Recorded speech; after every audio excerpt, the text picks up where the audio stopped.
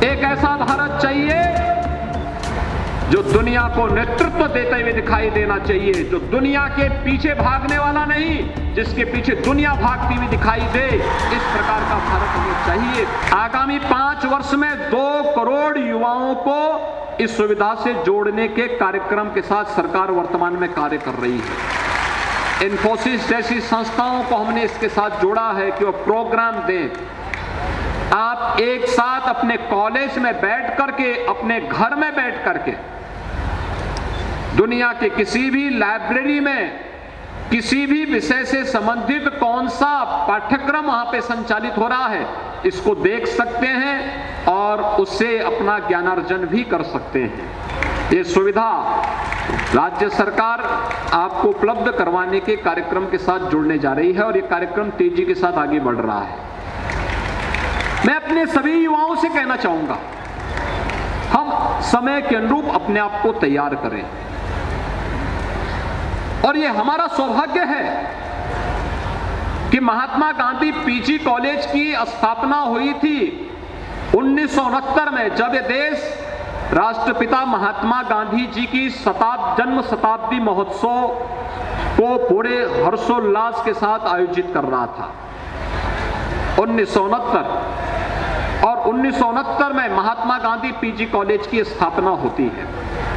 Mahatma Gandhi PG college Gorakhpur का एक प्रतिष्ठित पीजी कॉलेज बना, जिसने साइंस बैकग्राउंड के लिए एक मजबूत आधारशिला यहां पर रखी और देखते ही देखते यहां से हजारों की संख्या में अच्छे साइंस ग्रेजुएट, साइंस स्नातक यहां से गए और देश और दुनिया के अंदर उन्होंने विभिन्न क्षेत्रों में अपनी सेवाओं के माध्यम से न केवल कॉलेज को बल्कि गोरखपुर और उत्तर प्रदेश को भी एक प्रतिष्ठा दिलाने में अपना योगदान दिया।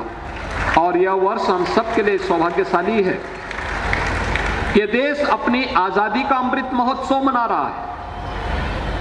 आजादी के अमृत महोत्सव के मुख्य पर्व पर 15 अगस्त 2022 को प्रधानमंत्री मोदी जी ने लाल किले की प्राचीर से राष्ट्र को अपने संबोधन में देश के नागरिकों का आह्वान किया। आह्वान इस बात को लेकर करते हुए उन्होंने पंच प्रण के साथ देश को जोड़ने के लिए कहा कि पंच प्रण हमारे संकल्प के हिस्से होने चाहिए। ये पंच प्रण इस बात को लेकर के कि जब देश अपनी आजादी का शताब्दी वर्ष मना रहा होगा, उस समय हमें कैसा भारत चाहिए, कैसा भारत चाहिए। एक सक्षम और समर्थ भारत चाहिए। दुनिया के अंदर आर्थिक महाशक्ति के रूप में उभरा हुआ भारत चाहिए।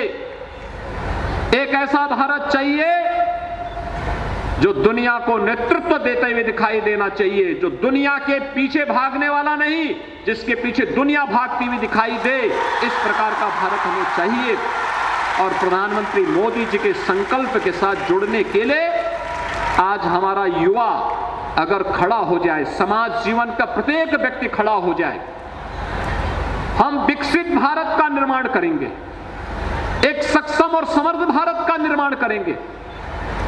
ये केवल सरकार का दायित्व नहीं, हर भारतवासी की जिम्मेदारी बनती है।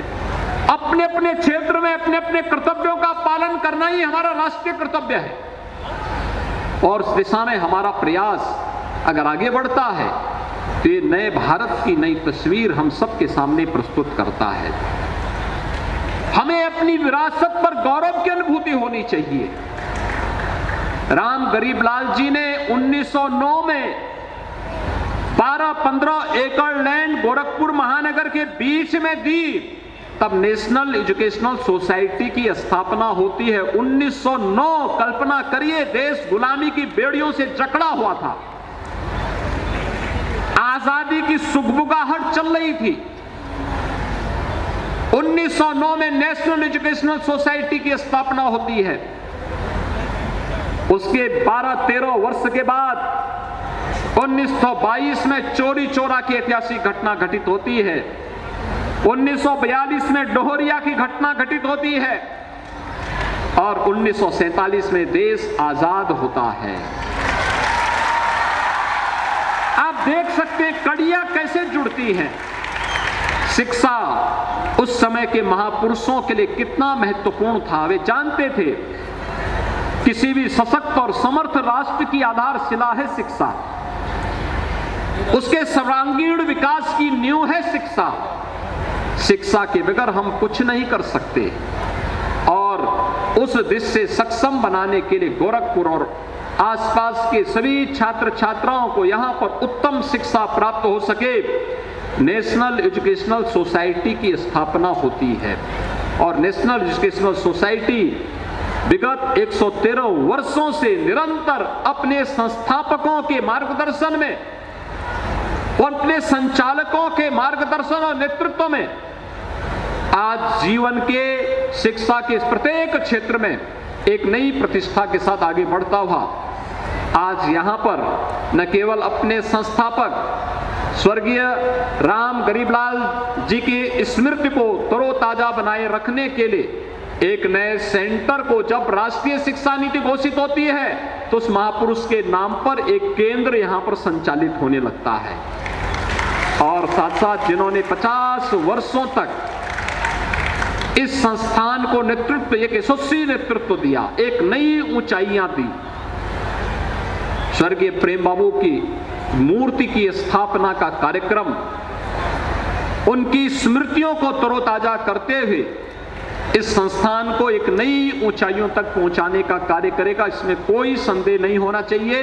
आज के इस अवसर पर मैं यहां पर नेशनल एजुकेशनल सोसाइटी ने जो प्रस्ताव मेरे सामने रखे हैं वे उचित प्रस्ताव मुझे दे देंगे तो हम लोग उस पर अवश्य कार्रवाई करेंगे।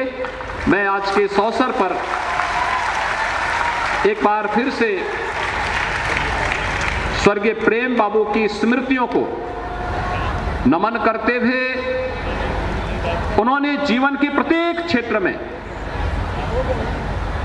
एक शिक्षाविद होते हुए, आप सोचिए प्रेम बाबू 91 वर्ष की आयु जिए, अपने समय में उन्होंने MSc LLB की थी, यहां के प्रतिष्ठित अधिवक्ता थे, एक शिक्षाविद भी थे, इस संस्थान के संचालक प्रबंधक भी थे और साथ साथ उन्होंने अनेक सामाजिक और सांस्कृतिक गतिविधियों के साथ जुड़ करके गोरखपुर को सदैव विकास के पथ पर अग्रसर करने का जो सपना देखा था, आज वो सपना साकार हो रहा है।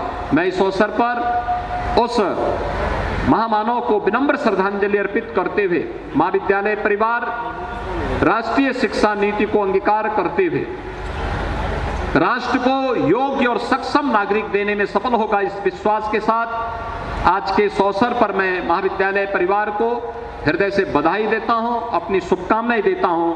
धन्यवाद। जय हिंद।